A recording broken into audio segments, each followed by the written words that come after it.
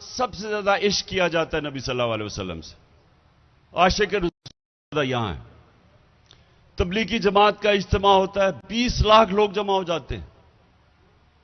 لیکن یہ پوچھیں کہ کیوں ہماری یہ حالات ہیں آج, کہ دنیا میں گھٹنوں پہ پھر رہے ہیں, بھیک مانگتے ہوئے پھر رہے ہیں, ملک غریب ہے, لیکن پاکستانی امیر ترین ہیں, اربوں روپے کی ان کی پراپرٹیز باہر ہیں, لیکن ملک غریب ہے.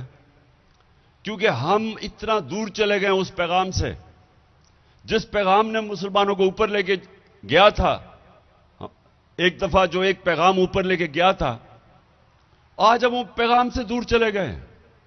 اور وہ جو ملک آج اوپر ہیں, اور میں ان برطانیہ میں میرا بڑا وقت گزرا اسٹوڈنٹس لائف پہ, یونیورسٹی گیا, پھر میں کرکٹ کی وجہ سے, تو آہستہ آہستہ مجھے یہ سمجھ آئی کہ جو بھی نبی صلی اللہ علیہ وسلم کے پیغام پہ جائے گا, کیونکہ وہ رحمت للعالمین ہیں, سب انسانوں کے لیے وہ رحمت بن کے آئے تھے, تو وہ یہ نہیں تھا کہ رحمت المسلمین, نہیں تو ہو سکتا صرف ہم ہی مسلمان ہی اوپر جاتے ان کے پیغام پہ چل کے, لیکن وہ سب انسانوں کے لیے رحمت بن کے آئے تھے.